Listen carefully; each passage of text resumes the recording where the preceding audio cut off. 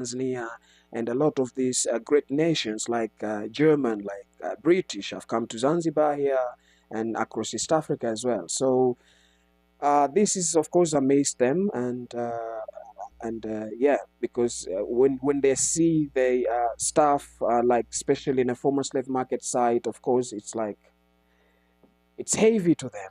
Yeah. And for you, how is it? How do you view that? I'm the new generation, and I'm the new generation, and of course we do have some other family who still toxic their childrens from hating any white person. And when I'm saying any white person, it doesn't matter whether you are European or Americans, but any white color, still some other family are not okay with it, especially when it comes to marriage, when it comes to any job opportunity. Yeah, they're very sensitive on that. When you talk about the history, you're right. Most of us don't think about East Africa in terms of our history, especially as Black Americans. Um, Talk to me a little bit about, you guys have the Sultan's experience, the Sultan's palace. Talk to me a little bit about that history. What role does it play? Uh, as sultans, back to the history of Zanzibar.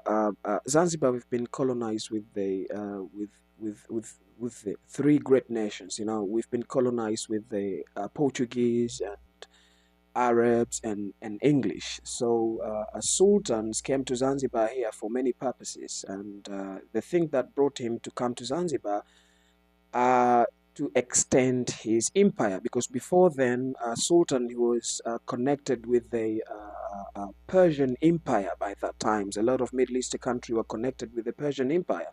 So he wanted to extend his own empire. So he sent his people to Zanzibar here to search for a place where they can also extend their empire. And fortunately, when they get here, the country was already colonized by the Arabs. I mean, by the Portuguese. So then they fight with the Portuguese, and fortunately, the Portuguese were overthrown in the country. So then Sultan, for the first time, he declared that Zanzibar and Omani will be under his protections around 1804. So he was like coming back and forth. So, and 1804, he decided to shift his capital from Oman and come to live to Zanzibar permanently. So when he get to Zanzibar again, he extended his empire. He took over some part of Mombasa, Kenya, which is Mombasa down to Tanganyika by then, which is now we call Tanzania. So he took Tanga, Pangani, Bagamoyo, Dar es Salaam, Kilwa, up to part of Mozambique. And the capital by then he make it Zanzibar. And why he make it Zanzibar? Because um, um, by then if you are in Europe or America or Asia, and then you need to get to Africa, there was only two places to go. You can only go to South Africa, which is Cape Town, and from South Africa you come to Zanzibar. So Zanzibar, it was a gateway for, it was like a trading post to Zanzibar here. Those were the two gateways to Africa, South Africa, Africa, and yes, Zanzibar. Okay. yes. And then fast forward a couple hundred years, or no, not a couple hundred, less than 100, right? The Sultan is overthrown. Yeah. Um, yeah, so we talking about I mean independence of the country. Yeah. If I'm So the Omanis rule until independence. Yes, they did rule until independence. But we had 12 sultans in here. So from 18 no, from 1666, 1600. So from 1666 to 1964. So the first one came 1866 and died in 1856. So from 1856 to 1964, the last king of Zanzibar, he's still alive. I did not know that. Yeah, so the last king is still alive. When the independence took over the country here, it was 1964, 12th of January.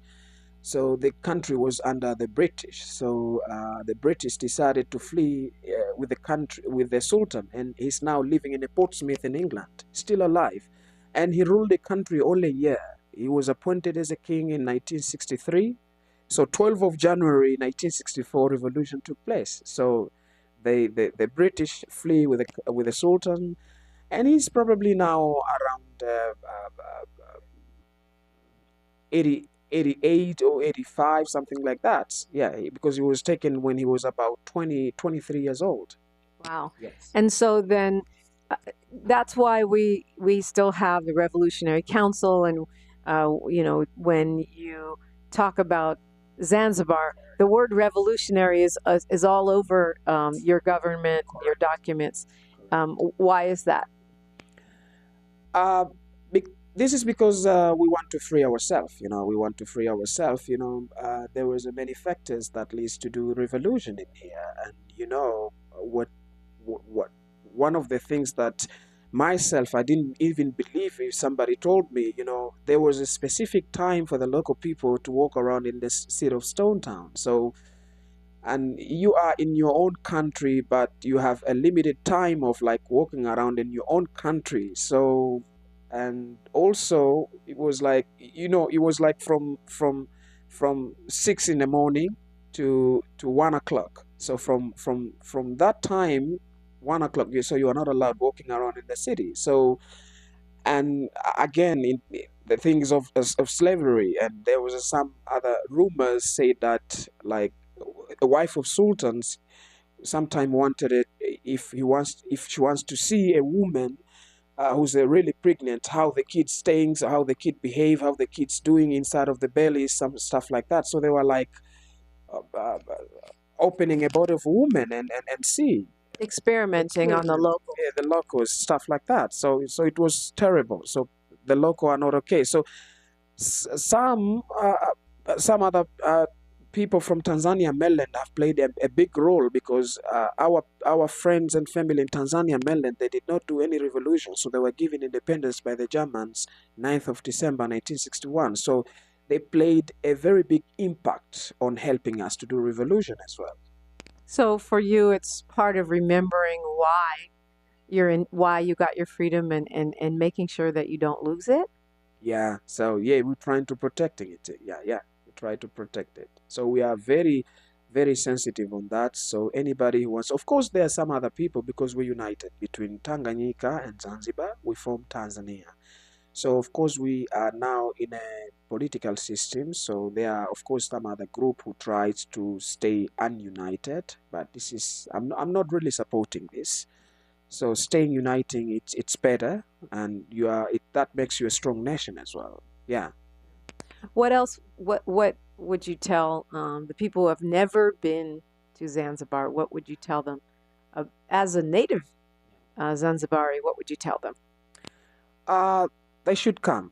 They should come to Zanzibar specifically. I mean Tanzania, specifically Zanzibar, and there's a lot to experience in Zanzibar here. We've got nice beaches. We have got very nice hotels in Zanzibar. Zanzibar, it's a tiny island, and it's because some other people, they do have a different perspective in terms of Africa's countries, and their government also trying to scare them. You guys are experience our country, so there's no such a thing. So there are some other people trying to tell them, they're like, even when you walk up in the morning and you can find a lion on the street and stuff like that. Yeah, no, this is not true. So, and of course, Zanzibar, we do have malaria in Africa, but it's not like the way that those guys are trying to advertise in their country. We've eradicating malaria in Zanzibar alone here about 85%.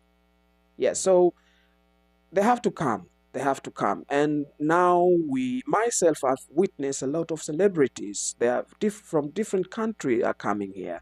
I've seen Beyonce. I've seen Keanu Reeves. I've seen Bill Gates. In Zanzibar? In Zanzibar. Will Smith was in Zanzibar here as well. Will Smith. Yeah, Will Smith. Yeah, was in Zanzibar as well.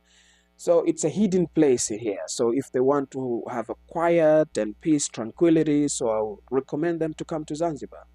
Yeah. Thank you so much for talking with us today, Asante Sana. Thank you very much. Appreciate it. She's reclaiming her time on KBLA Talk 1580. More First Things First with Dominique DiPrima when we come forward.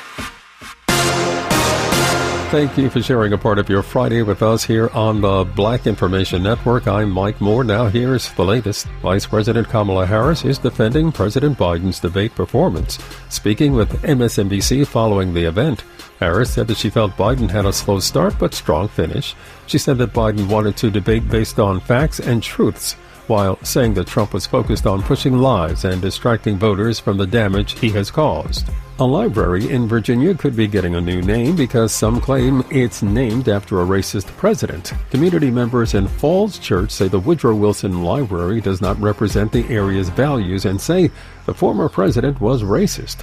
One library board member says the name change could take months and would not be expensive to rename. And that's the latest. I'm Mike Moore from your 24/7 news source, the Black Information Network and BINnews.com. This is the KBLA Sports Minute with Ray Richardson.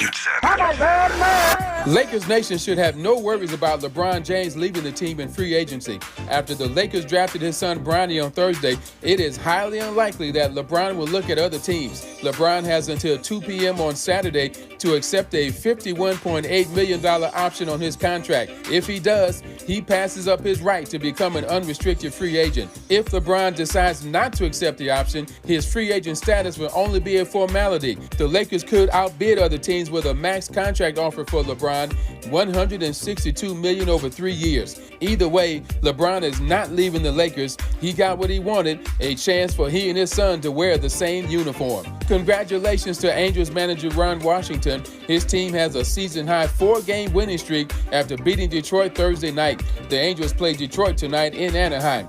No debates, no speculation, just the info you need. That's your KBLA Sports Minute. I'm Ray Richardson on KBLA Talk 1580. Hi, I'm Kyle at Blindster.com. If you're like many people, you may think custom blinds is a job for expensive professionals. Well, at Blindster, if you have a tape measure and a screwdriver, you can install our custom blinds and save big. Plus, we guarantee they'll fit. Blindster.com.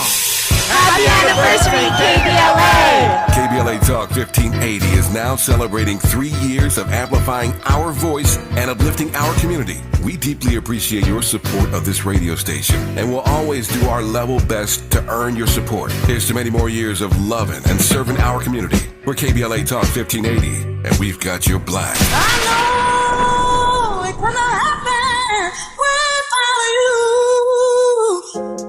Hi, it's me, Gia Peppers. Tune in to More Than That live on radio this weekend or wherever you listen to podcasts. This week, I'm talking to health activist and founder of the Detox Now, Coach Jesse Thompson, about proper nutrition and how using herbal remedies kickstarts our health for the better.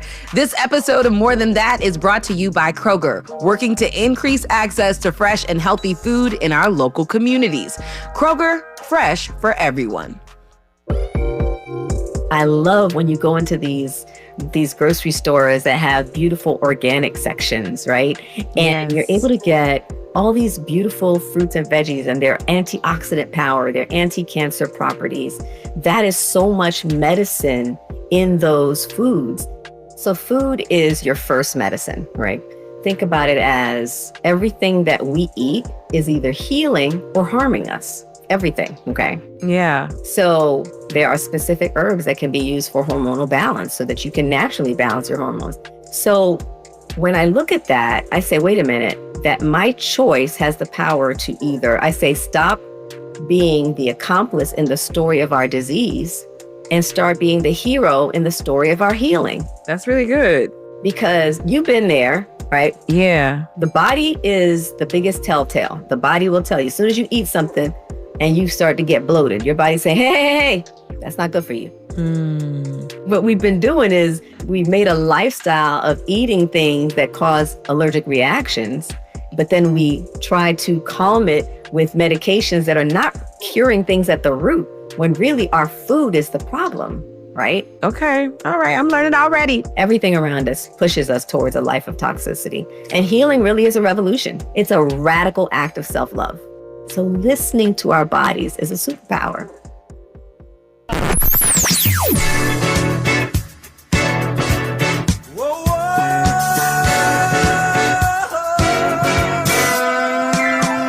This is KBLA Talk 1580.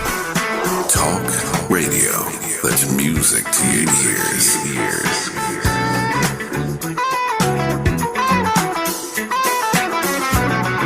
We're unapologetically progressive. KBLA Talk 1580. We knew you'd stick around. This is LA's home for progressive talk radio. Welcome back to KBLA Talk 1580. KBLA Talk 1580, broadcasting from Zanzibar, Tanzania, East Africa. I wish you were here. Well, you are here, kind of, virtually, and I hope you're enjoying. I'm hoping that you're hitting us up on all the social medias to see the pictures. It's KBLA 1580, DiPrima Radio, and Miles Low Music. But I'm here with Moussa, who's one of our guides. Welcome. Yeah, my name is Moussa, is what you have been introduced by the lady. So I'm here, I'm doing a kind of the interview. So just I'm going to listen to them, what they want to know from me, especially for Zanzibar in Tanzania. Yes, so Zanzibar has such a complex and interesting history. And you did share with us how this little island has been fought over and ruled by so many different would-be conquerors. Yeah, very good. You are very much right. As what I have been talking to other people as well, Zanzibar is made up by two big islands, and within those there are other small islands where some other local people they're living there. Some of them just at their hotel, some of them they're nothing. So the whole number of the island in Zanzibar, there are 53. So Zanzibar, as a native people in Zanzibar, the native one, they are Bantus. I would like to spell for the Bantus, B-A-N-G-U-S,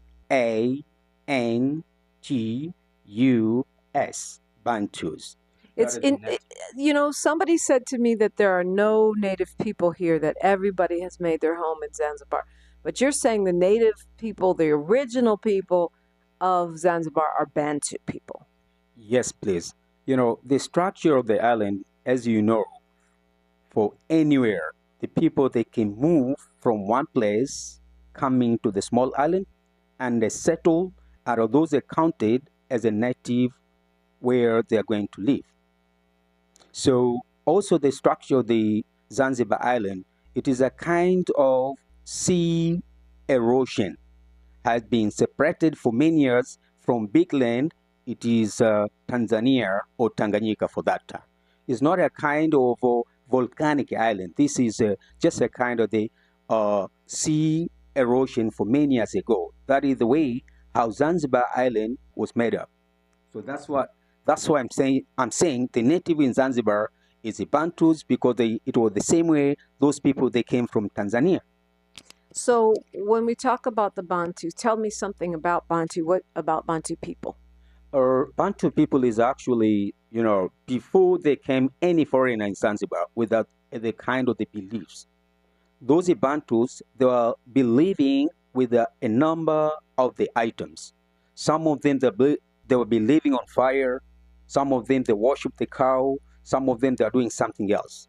So that is one of the sign how the Bantu's life for the local people, how they are running it. So you're talking about indigenous religion or belief system of the Bantu people that existed before any other group came, before the Omanis, before the Portuguese, before the British, that there was a traditional belief system. And what else do we know about the Bantu? Language, food, those kinds of things. That's very good. That's very good. As what I have been mentioning it, the way how the Bantu, they make a kind of the cooking, the kind of the food. Most of the food that they use it is the state food in Zanzibar. It was a kind of cassava. They were cooking some kind of something like a sweet potato.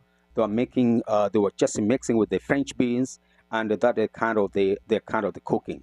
And also the way how they were making this a kind of maybe something like a curry. They were just doing a kind of grilling fish. They're making the big fire like a bonfire, and beside of that kind of the fire, they take a long stick, and the top of that one they put the fish just a kind of the grilling fish. So that's what I'm saying. Zanzibar has got a kind of the Bantu influence most of the thing, even though the languages spoken in Zanzibar are also about Swahili, about 75% or more than that, it is Bantu influence. And the rest of it you can find just the other kind of the influence, like Arab influence, Portuguese influence, German, Arabic, and others. Oh, I forgot the Germans and the Arabic influence, which are huge here. But you're saying the curry and the curried fish dishes and all that comes before, it's not coming only from India. It was already with the Bantu people? Yeah, that before the Indian they came down here, the local people, that is the way how they're running their living in terms of the cooking. And because we have something like the spices in Zanzibar. Some of the spices, they are native, some of them exotic from other country. So before coming Indian, the one is very good for using kind of the spices. So those are the native spices in Zanzibar, also Bantu, they used to cook with it. Are you Bantu? Yeah, definitely I am Bantus for generation. Even though for the story of my generation, they say that some of them they came the Gulf country, they came in Zanzibar and they did a kind of the intermarriage with the Bantus. So just I'm trying to share two sides. And the Bantu language? The Bantu language, this is as I'm saying, that is Swahili. But if you want to know the word we use in Bantu, something like we call mdu, panga. Panga means a big knife, mdu, a big knife. So this is typically the Bantu's word. Those people they use to use it for that time there, the kind of the word. So in Arabic, some of the thing we modified from Arabic into Swahili, such as we say tafadhal, please. That is definitely is not a Bantu word. That is the Swahili word, an Arabic word. I'm sorry. So yeah, so Swahili has Bantu, Arabic, some English, and other things mixed in that makes it language for everybody to communicate in trade, right? Exactly that one there. So I will come back again for about this other kind of the other language, the one we put in Swahili. Let's go to this is the German. The German they say Schule. In Swahili is we call it Schule as well. There's something like that one. What does it mean? Schule means the school. Ah, Schule, school. Yeah. Well, what do you want? What message do you want to give to people from the outside world about visiting Zanzibar? Well, it's just what I would like to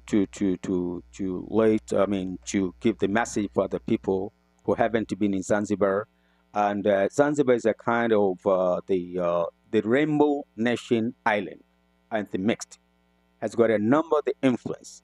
In times of the beliefs, we have got more than one beliefs, and the lifestyle of those people they're living, from what do they do believe it, we don't have any conflict, is quite different from other countries, because a big portion of the people in Zanzibar, it is Muslim, considered to become about 95%.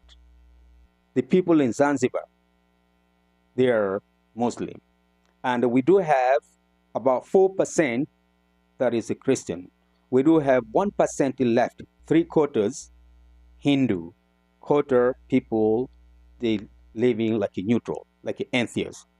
Even though we can say a big portion of the people in Zanzibar is Muslim, but a known conflict can happen between from one side to other side, from majority to minority, minority to the majority. All we are living is quite friendly. We go to the same school, we play the same football team, everything we do the same.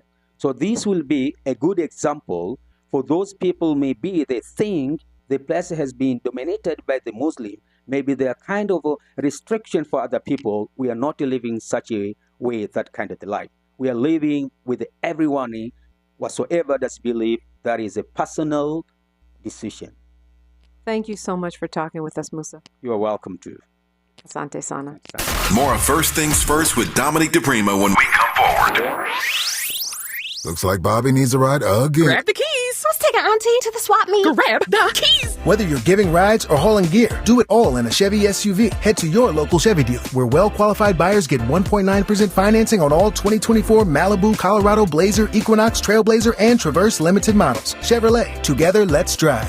1.9% APR for 36 months. Monthly payment is $28.60 for every $1,000 you finance. Example down payment 15.8% must finance with GM Financial. Some customers may not qualify. Not available with lease and some other offers. Take new retail delivery by 7/1/24. To help combat climate change, LADWP is helping neighborhoods have better access to electric vehicles by awarding nearly $130 million in EV rebates to customers just like you. From big savings on used EVs to building new charging plazas, LADWP is charging ahead to help all Angelinos experience the benefits of EVs. Get rebates of up to $4,000 for a used EV and $1,750 for a charger. Learn more at ladwp.com/EV. That's ladwp.com/EV.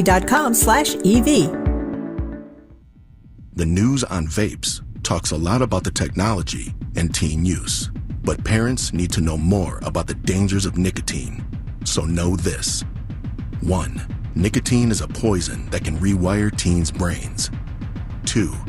It can increase mood swings. 3. It can limit attention and learning. So even when it comes in new tech, nicotine is brain poison. Go to undo.org for more. Oh, man. Looks like Bobby needs a ride to the airport again. Grab the keys. Who's taking auntie and her friends to the swap meet? Grab the keys. How about we drop these boxes off at Miss Johnson? Grab the keys. Whether you're giving rides or hauling gear, you're all about getting things done. So do it all in a Chevy SUV. From the versatile Equinox and sporty Blazer to the roomy Traverse, our lineup of SUVs will carry you through every adventure. All you have to do is grab the keys. That's how we do. Head to your local Chevy dealer, where well-qualified buyers get 1.9% financing on all 2024 Malibu, Colorado, Blazer, Equinox, Trailblazer, and Traverse limited models. Chevrolet, together, let's drive. 1.9% APR for 36 months. Monthly payment is $28.60 for every $1,000 you finance. Example down payment 15.8%. Must finance with GM Financial. Some customers may not qualify. Not available with lease and some other offers. Take new retail delivery by 7/1/24. My ride smells just right, just right, just right, just right. Y'all gotta try that Febreze car. Just right, just right, just right, just right. La la la la la. With up to 40 days of consistency on low Febreze car clips right on your vent. You know my car's my happy place. Keep that smile on my face when it smells just right, just right, just right. Breathe happy Febreze. La la la la. Hey, LA residents, it's planting season and the perfect time to get shade trees growing around your home. LADWP and City Plants are giving every resident up to 7 free trees. That's right, 7 free trees delivered right to your door. Trees are great for the environment, help improve air quality, and can help you save on your bill when you use less air conditioning to stay cool indoors. Learn more at ladwp.com/free trees. That's ladwp.com/free trees. Heard any other talk radio lately that sounds anything like this? We didn't think so. You're listening to Unapologetically Progressive, KBLA Talk 1580. About to go get on this bus and tour the beautiful, beautiful beaches of Zanzibar. Not that I haven't been on the beach, where our hotel is right on the beach, but the some of the amazing beaches are not right here. At this part of the island. This is the cultural historical hub of the island. We're going to a beach today, which is considered number 2 or 3 most beautiful beach in the world. And I'll tell you about it when we get back. I'm gonna go do some beach lifestyle right now. And also on coming up on Monday, I have the opportunity to sit down in conversation with an entrepreneur who's the daughter of the former president of Zanzibar. We will be closing out our journey, and I will be back on the air live from Leimert Park, Africatown, USA on Tuesday. We're going to be doing a Talking Point Tuesday for real. And all of the things that we typically do. So I'm hoping that you'll call me Tuesday. I've really, really missed you, and we can unpack this debate. I think there's a lot more to the debate. I think that, perhaps it is not as impactful as all of the pundits are saying. Perhaps, I know the eyes of America and the world have been on it, but perhaps it is something that we'll look back on and say, we thought this was the end, but it's really not. And I agree with people, some of the folks I've read on Twitter who were saying Republicans would never throw their candidate under the bus. The guy's got 34 felonies. He's been found liable for rape, liable for corruption, fraud, and has several more cases pending against him. And yet Republicans still go hard for him. Biden has one crappy debate, and we are ready to throw him under the bus. So I think that's a good point. We need to look at all of the messages and policies that came through. Maybe they were not the most articulately stated by the president, but they are still the policies. I think we need to look at that. I don't think it's time to throw Biden under the bus. And although I did start out the show saying that Cornel West was the winner, and I do believe that, because I think Trump also had a crappy debate. It's just that Biden's was worse. I still plan to vote for this guy. I don't, even if he can't talk, because I'm voting for the policy, not the person. I don't want to have a beer with Trump or Biden. I don't want either one of them to marry into my family. I am not looking for a new best friend. I'm looking for a set of policies, a set of laws, a set of morals and ethics that will enhance and repair my community, the Black community, progressives, low-income folks, the vulnerable in this country, the elders. No matter how much Biden stuttered, Trump didn't stutter when he said he's going to take a look at cutting Social Security. That means Social Security would be gone. That's why I say a vote for Trump is a vote to defund your grandma, because most Black people rely on Social Security to live. Yeah, we got a lot to talk about. Tuesday, I will be back in LA, and we will be having a Talking Point Tuesday. Also, next Friday, for Freedman Friday, we'll be welcoming back attorney Camilla Moore. And that should be quite good, because there have been a lot of developments around the reparations scenario. I've tried to keep you guys informed from here, but I know I'm missing some things, and I'm quite sure that she will fill us in. So looking forward to that conversation. We've got some great, great shows coming up in the week ahead. And we will wrap up our final interviews with the folks here in East Africa on Monday. I'm so excited to have the daughter of the former president who will be joining us, Amina Karume, daughter of the former president of the island of Zanzibar, who has now become quite a formidable businesswoman, and also an outspoken advocate for women. So that should be an incredible, incredible conversation. And I'll have some inside news from Kenya. We're stopping back in Kenya before we head to the U.S. So I'll have some insights for what's happening next in Kenya, even as the parliament has gone into recess without passing that finance bill. I'll have some insight about what could be next in Nairobi. So we've got a lot coming up. I hope you have a great weekend. I hope you have as much fun in the United States as we're having here in East Africa. On behalf of the KBLA Talk 1580 African Focus Incorporated Trailblazers, we wish you a great weekend. Tavis Smiley is up next. It's the best of Tavis Smiley, so I know there's going to be some amazing highlights from the week that just passed. I'm Dominique DiPrima. History is now, and we're making it together. Until next time, one love. KBLA 1580 Santa Monica. Thank you for sharing a part of your Friday with us here on the Black Information Network. I'm Mike Moore. Now here's the latest. Vice President Kamala Harris is defending President Biden's debate performance. Speaking with MSNBC following the event, Harris said that she felt Biden had a slow start but strong finish. She said that Biden wanted to debate based on facts and truths, while saying that Trump was focused on pushing lies and distracting voters from the damage he has caused.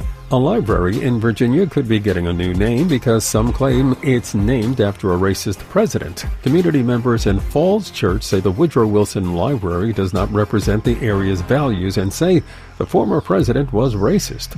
One library board member says the name change could take months and would not be expensive to rename. And that's the latest. I'm Mike Moore from your 24/7 news source, the Black Information Network and BINnews.com. This is the KBLA Sports Minute with Ray Richardson. Lakers Nation should have no worries about LeBron James leaving the team in free agency. After the Lakers drafted his son Bronny on Thursday, it is highly unlikely that LeBron will look at other teams. LeBron has until 2 p.m. on Saturday to accept a $51.8 million option on his contract. If he does, he passes up his right to become an unrestricted free agent. If LeBron decides not to accept the